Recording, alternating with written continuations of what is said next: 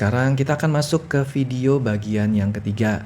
Video yang bagian ketiga ini sebenarnya untuk membedakan antara biaya promosi dengan biaya entertainment. Nah, sekarang kita langsung masuk ke bagian intinya saja ya teman-teman.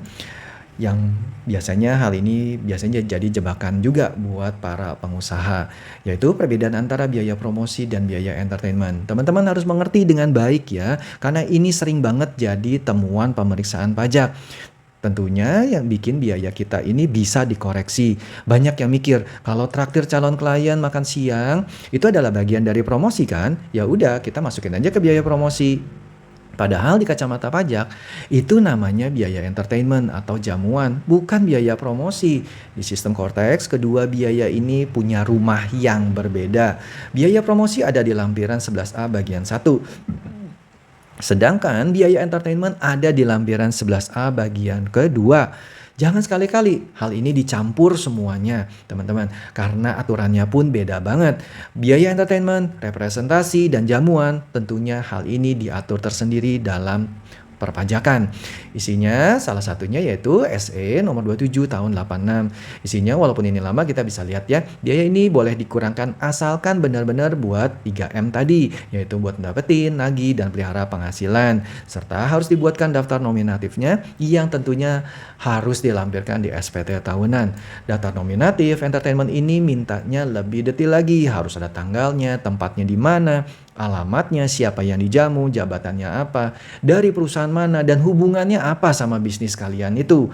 Bedanya sama promosi apa? Promosi itu tujuannya buat memperkenalkan produk ke masyarakat luas atau target pasar tertentu, atau juga buat iklan lewat media atau pameran, sedangkan entertainment itu lebih ke arah menjaga hubungan personal dengan relasi bisnis atau calon klien yang secara spesifik tentunya. Nah, kenapa nggak boleh digabung? Seperti yang tadi sudah dikatakan, karena biaya promosi seringkali merupakan objek pemotongan PPh pasal 23. Kalau teman-teman pakai jasa agensi iklan atau jasa event organizer, tentunya hal ini berdasarkan PMK 141 tahun 2015, jasa pembuatan sarana, promosi, iklan, poster, dan sejenisnya itu dipotong PPh 23 sebesar 2%.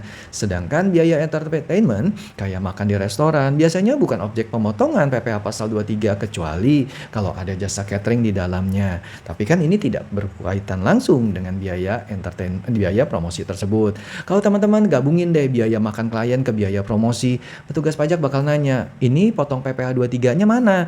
Kalau teman-teman nggak bisa memperlihatkan hal itu, akhirnya teman-teman dikenakan denda juga bisa itu terjadi. Kalau teman-teman potong, padahal itu bukan objek pajak, ya jadi malahan salah juga gitu kan, ya ribet gitu loh. Makanya pemisahan ini penting banget di era Cortex, khususnya untuk sinkronisasi data pemotongan pajak teman-teman. Mari kita lihat contoh nyatanya teman-teman. Misalnya teman-teman punya perusahaan furniture, suatu hari teman-teman sewa gedung nih buat pameran. Tentunya itu masuk ke biaya promosi. Teman-teman bayar majalah buat pasang foto kursi kayu jati terbaru kalian, itu juga biaya promosi. Nah, pas pameran ada calon pembeli besar nih dari luar negeri datang. Terus teman-teman ajak mereka makan malam di restoran hotel berbintang buat lobby kontrak yang akan terjadi. Nah, biaya makan malam inilah yang masuk ke biaya entertainment. Di daftar nominatif Cortex nanti, teman-teman harus pisahin ya. Iklan majalah masuk lampiran 11A bagian 1. Sedangkan untuk bill makan malam masuk lampiran 11A bagian kedua. Kalau teman-teman males dan masukin semua ke promosi, pas pemeriksaan, petugas akan koreksi biaya makannya. Karena teman-teman nggak ngisi daftar nominatif entertainment yang benar. Lalu gimana kalau kita kasih hadiah atau giveaway buat pelanggan?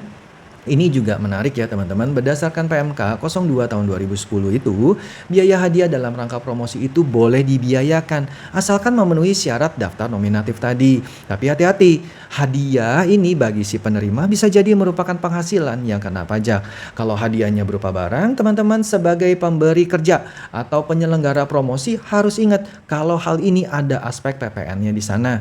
Pemberian cuma-cuma itu terutang PPN dengan tarif efektif sebesar 11% dari harga pokoknya tentunya. Jadi jangan cuman senang bagi-bagi hadiah, tapi catatannya juga harus rapi biar nggak kena teguran pajak di kemudian hari. Ingat ya teman-teman, di Cortex semuanya jadi satu kesatuan data yang terintegrasi. Jadi satu kesalahan kecil di lampiran bisa narik perhatian petugas ke seluruh isi SPT teman-teman.